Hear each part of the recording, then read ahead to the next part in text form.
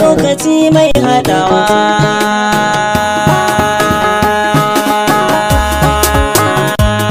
lokaci mai rabawa aure ɗan haƙuri ne masoya sai ku da ango amarya lallami da juna ku koya ku ɗauki hali na manya ku taka duniya sannu sannu sarka sanya ku kwalla idan da ke da mayar idanu